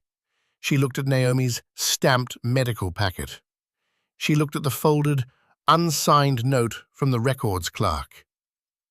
"Yes," she said, "I have one more document." The unsigned note was not strong evidence by itself. Xavier warned her of that. Anonymous notes could not carry a case the way authenticated audio could. But it could point investigators toward the records clerk, toward staff conversations, toward the hallway where people said what they avoided writing. Grace accepted it as a lead, not proof. That distinction mattered. After the call, Imani made tea for Naomi, then sat with her in the living room, while the afternoon light moved slowly across the floor. No one spoke for several minutes. The silence did not feel empty. It felt like both of them were listening to the machinery of a system far away, slow and reluctant, beginning to turn, because Imani had refused to let the first version become the only version. Naomi finally said, "You know this may take longer than you want." "I know." "And they may still protect him." "I know." "And they may offer words that sound like action." "I know that too." Naomi studied her. "Then why do you look lighter?" Imani looked toward the window, where the Lexus sat in the apartment lot below, ordinary and still. "Because for a while, it was just me saying what happened. And now? Now the facts are saying it with me." That was the truth she carried into the next phase. Not triumph, not closure, a steadier kind of strength. The kind built from timestamps, files, small contradictions, and people who accidentally told the truth before they remembered to be careful. By the end of that week, the formal review had not punished anyone. Carter was still working, though no longer on the East Glen beat, while the complaint remained open. Bruno had been reassigned to evening loading dock coverage by his company, not disciplined, according to East Glen's careful wording. Charlotte had stopped emailing Imani's name, at least in messages produced so far. Amber had not spoken. Daniel Price's brief supplemental report Sat in the file like a man standing halfway in the doorway, unwilling to enter, but no longer outside. It was not enough. It was also not nothing. The final body camera packet arrived late Friday, just as rain began striking Imani's kitchen window. Xavier had forwarded it with a short note. This appears to be the complete export currently available. Watch the last file carefully. Imani opened it with Naomi beside her. The clip began after the detention, After the missing gap, after the "keep your reports simple" exchange. Carter stood alone near his patrol car. The camera faced downward toward the wet-looking shine of the hood, though it had not rained that morning. For several seconds, there was only ambient sound, a car door, distant lobby chatter, the radio murmuring. Then, Carter's phone rang. He answered without giving a name. His voice was low, impatient. "No, it cleared," he said. But she knew the language. A pause. "I am telling you, she knew what to ask." Another pause. "No, not arrested. Released." He listened longer that time. Then he said, "If this comes back, the report says suspicious vehicle call and compliance issues. Nothing extra." Imani felt Naomi's hand find hers. On the video, Carter looked toward the plaza doors. His final words were quieter, but clear enough. "Find out who she is before this gets bigger." The file ended. For a long moment, neither woman moved. The rain tapped the window in soft, uneven beats. The laptop screen reflected Imani's face back to her, pale with the glow of the paused file. She had spent weeks being treated as if she had no story beyond the one strangers wrote onto her. Now, at last, the man who had tried to reduce her to a suspicious subject had asked the question he should have asked before touching his cuffs. "Find out who she is." Imani closed the laptop slowly. Naomi whispered, "He has no idea." Imani looked down at the white folder, at the dealership letter, the dispatch log, the body camera notes, the East Glen emails, the complaint acknowledgement, the formal review notice, every small piece of a morning that refused to stay buried. "No," she said, "but he is about to learn what the facts already know." Production note. This Part 1 follows the uploaded Project Guardrails for a hidden identity institutional justice script, including delayed reveal, receipts, realistic legal process, and partial institutional movement rather than instant resolution. Legal references checked for this script include Georgia theft by taking under OCGA Section 16-8-2, Georgia obstruction under OCGA Section 16-10-24, Georgia Open Records Act provisions, Title 42, United States Code Section 1983, and Title 18, United States Code Section 242. Imani did not answer Xavier's next call immediately. She let the phone ring once, twice, then a third time while she looked at the closed laptop and listened to rain tap the glass. The last sentence from Carter's body camera still seemed to be inside the room with her.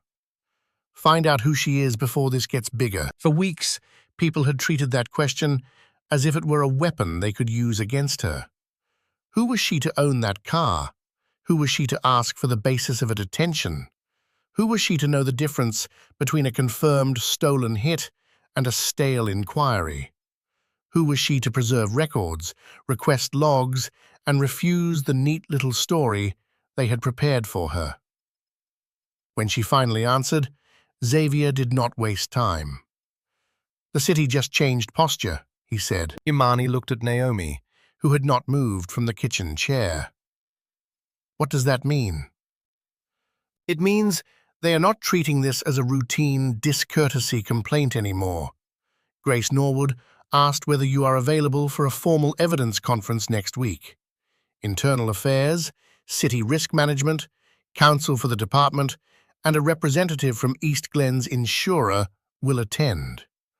Officer Vaughn's union representative will likely be present.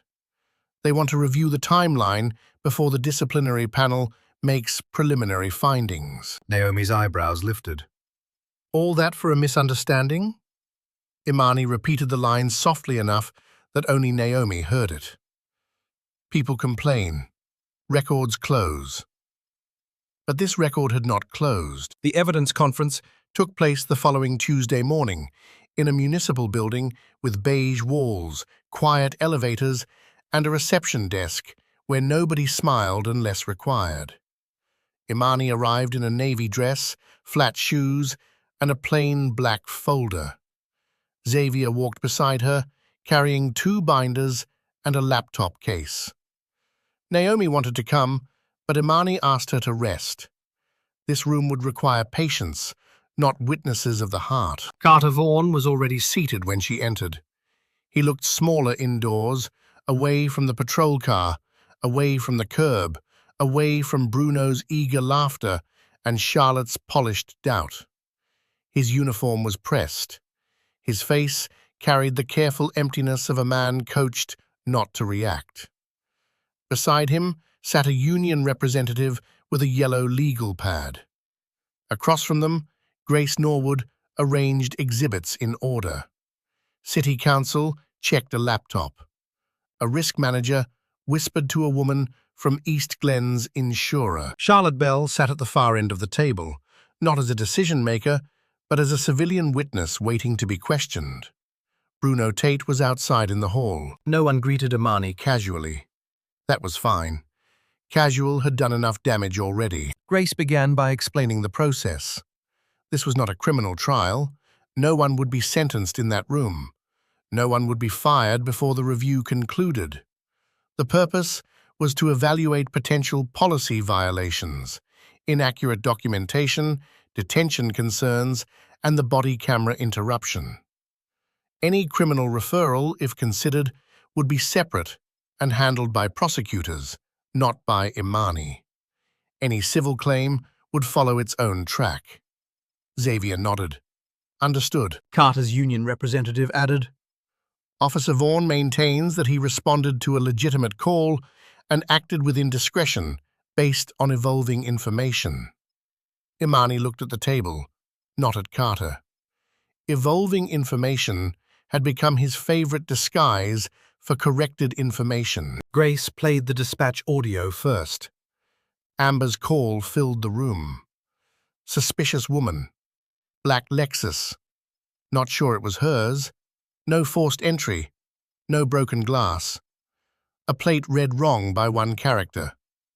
Then the radio return. No confirmed stolen hit.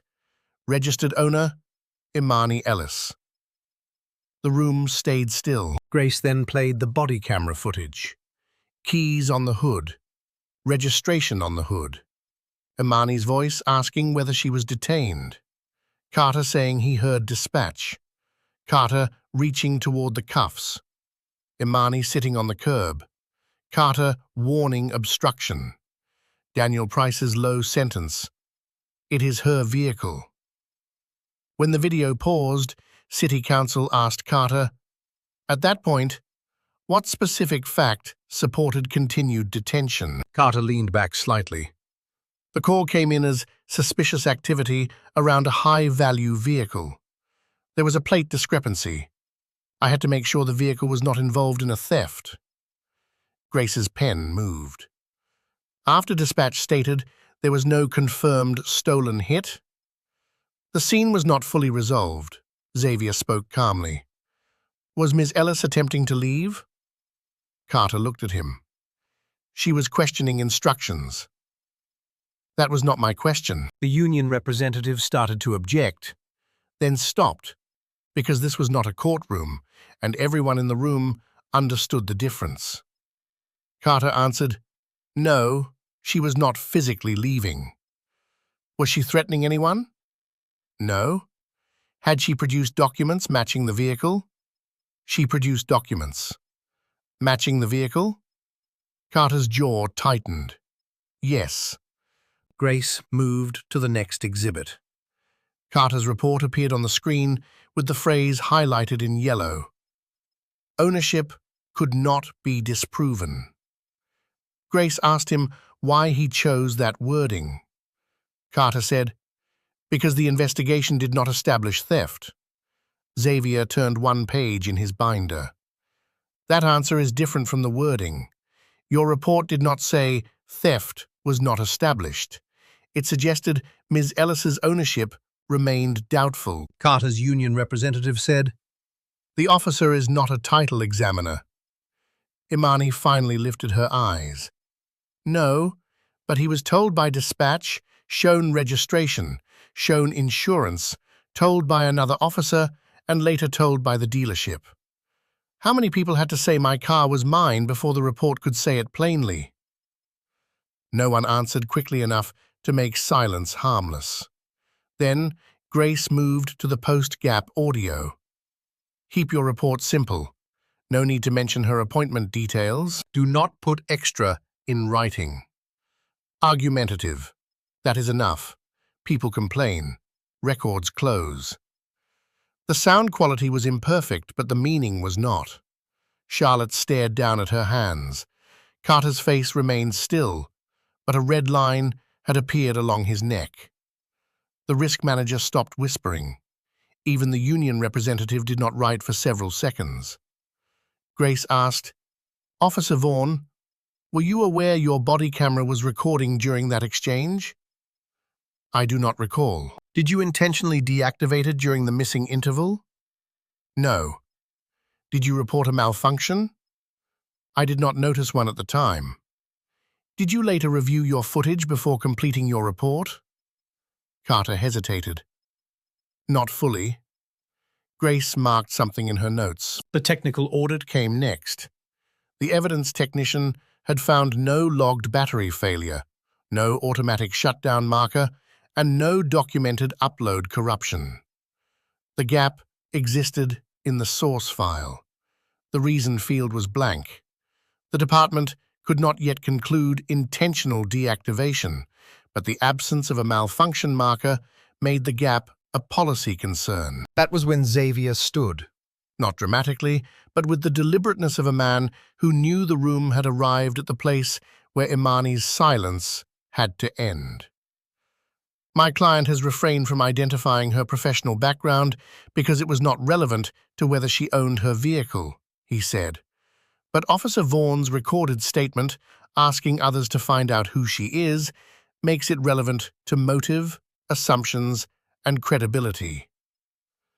Imani opened the black folder. She did not pull out a badge. There was no grand gesture, no shining emblem, no sudden power that erased weeks of waiting. She placed 3 documents on the table. The first was a sworn curriculum statement. The second was a court monitoring project roster with sensitive client names redacted.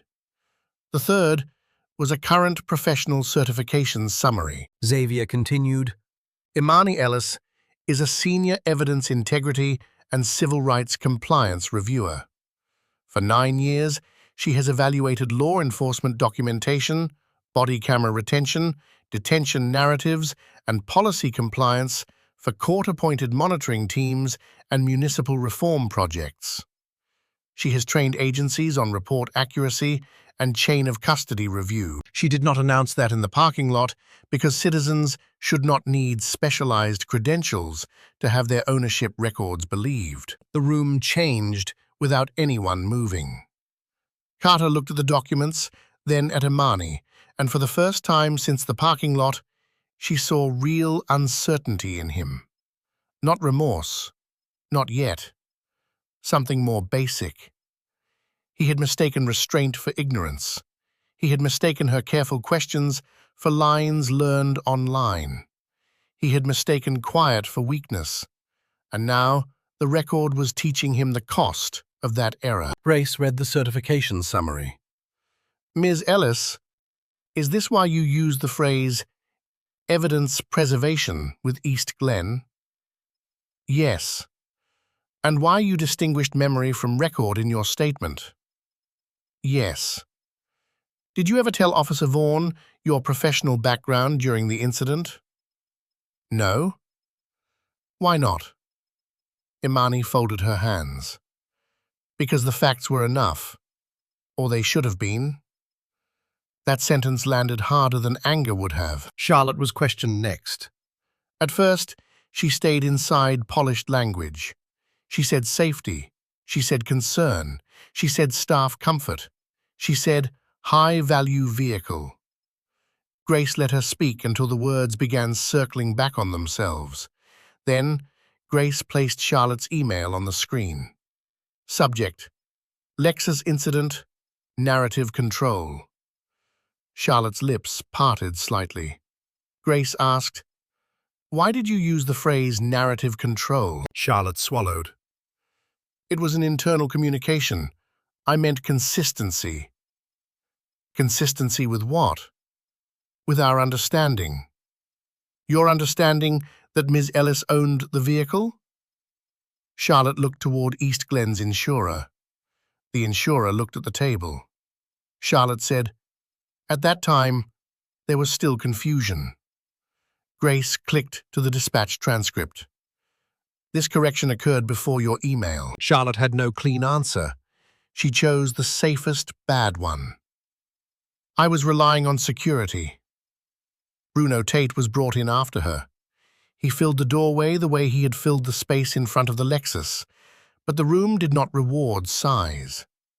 Grace asked why his report omitted dispatch clearance.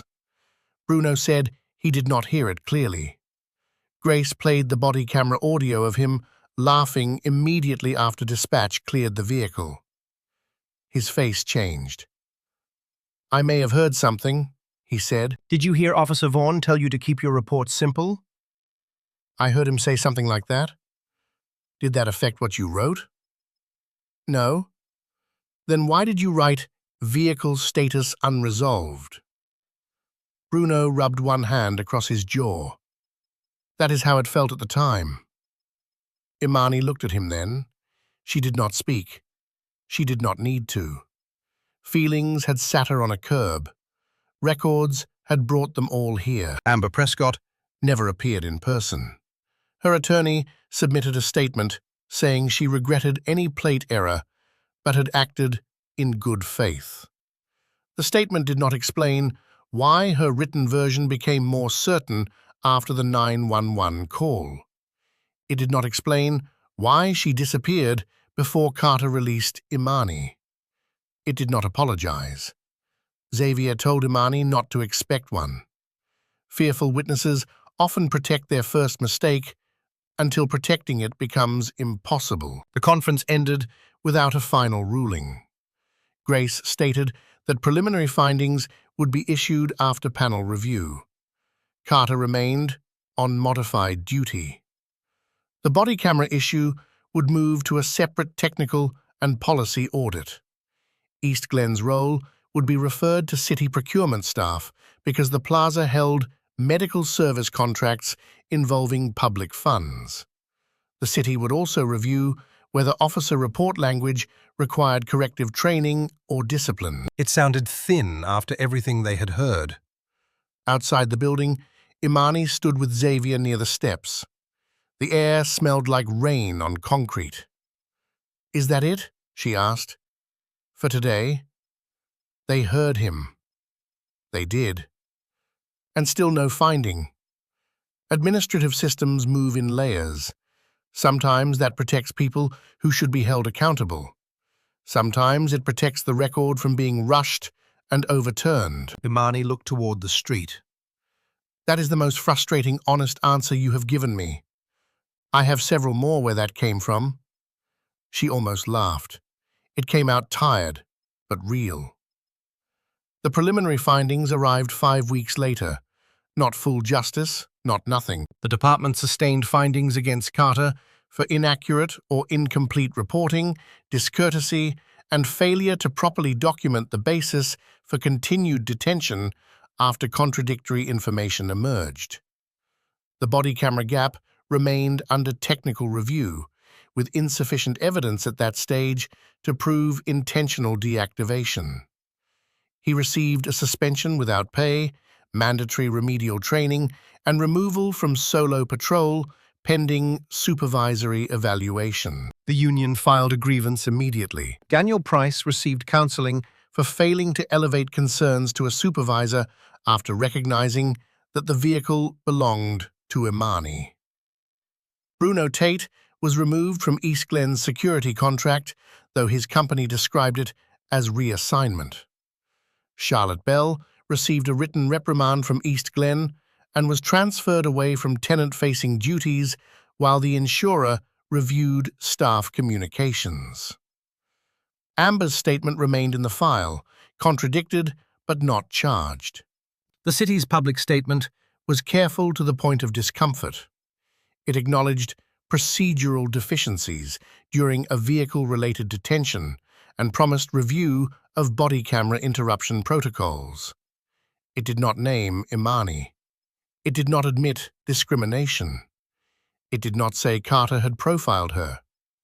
It did not say a woman had been made to sit on a curb beside her own car after the records cleared her. Xavier warned her before she read it. Institutions often apologize to the public in words designed not to apologize to the person harmed. The civil claim took longer. Months passed. Discovery disputes began. The city denied liability while quietly asking for mediation.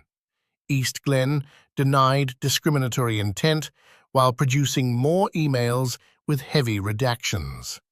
One redacted thread showed Charlotte forwarding Amber's message to Fletcher Ward, with only one visible sentence. "We need this contained before someone makes it about profiling." Everything below it was blacked out under attorney-client review. At mediation, No one gave Imani the confession she deserved. Carter did not attend. A city lawyer said the officer had faced discipline and the department had taken corrective action. East Glen's counsel said the plaza had revised security escalation procedures. The insurer spoke in numbers and risk categories. Xavier spoke in records. The settlement came near the end of winter. It included monetary compensation, attorney's fees, removal of all visitor flags connected to Imani and Naomi, a written correction to the police incident narrative stating the Lexus was lawfully owned by Imani Ellis, and a policy commitment requiring officers to document the reason for continued detention after dispatch clears a stolen vehicle concern. There was no admission of wrongdoing. The city insisted on that phrase. Imani hated it. Xavier told her many cases settled that way, not because the phrase was fair, but because litigation could take years and still end uncertainly. She signed only after one more term was added. The city had to preserve the body camera audit records for 18 months and provide them to any authorized state or federal reviewer if requested. The Department of Justice Civil Rights Division acknowledged receipt of Xavier's referral, but made no promise of investigation. The State Standards Council opened an administrative review of Carter's certification history, but that process moved quietly. East Glen announced updated staff training on security calls, though no one could say whether the training would change the next fearful phone call. Spring came back to Atlanta slowly. Naomi's medical file was finally corrected. Imani drove her to the plaza once more, not because she wanted to return, but because Naomi refused to let a building become larger than her life. A new guard held the door open and said good morning without staring at the car. Charlotte was gone from the front desk. The lobby felt the same and not the same, which was how partial victories usually felt. Near the elevators, The records clerk, who had slipped the unsigned note, looked up. She did not say anything about the case. She only nodded once. Imani nodded back. On the way home, Naomi rested one hand on the Lexus door and watched the city pass. "Do you feel finished?" she asked. Imani kept her eyes on the road. "No." "Do you feel safer?" "A little." Naomi accepted that. A little was not small when someone had tried to take even that. Weeks later, A final envelope arrived from the city. Inside was a supplemental audit memo. The missing 10 minutes had not been recovered. The technician found no confirmed device failure, but also no conclusive proof of manual deactivation. The finding remained unresolved. At the bottom of the memo, one line was highlighted by Xavier in pale yellow. Reason, field, blank. User action cannot be ruled out. Imani placed the memo in the white folder, now thick with paper. She did not cry. She did not smile. She simply made room for one more fact that refused to behave like closure. That evening, she parked the Lexus outside Naomi's apartment and sat for a moment before going in. The same key ring rested in her palm. The same car waited around her. The same city moved beyond the windshield, full of people who would never know how many documents it had taken to prove one simple truth. the car was hers. The detention had happened, the reports had changed the story, and the facts, slow as they were, had changed it back. Inside, Naomi had left the kitchen light on.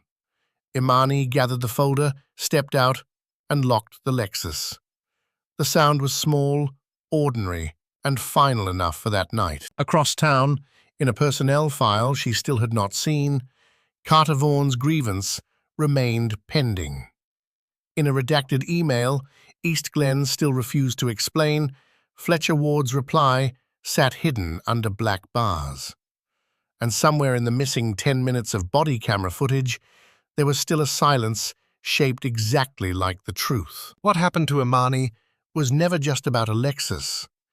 It was about how quickly suspicion can become a story when people choose assumptions over evidence, and how hard one person must work to make the truth visible again. The lesson is simple but heavy. Facts matter most when power tries to ignore them. A receipt, a timestamp, a report, a quiet note, a preserved recording. Each small piece can become protection when voices in authority decide to bend the record. Imani did not win. Because the system suddenly became fair. She won a partial, difficult victory because she stayed calm, documented everything, and refused to let someone else's version become the only version. Justice did not arrive all at once. It moved slowly, with gaps, redactions, delays, and excuses. But even slow truth can leave a mark. So, when you see someone being judged before the facts are known, remember this story. Ask what the record actually says. Listen before you assume. And if this story reminded you that dignity is worth defending, please subscribe, and share it with someone who believes the truth should never need permission to be heard.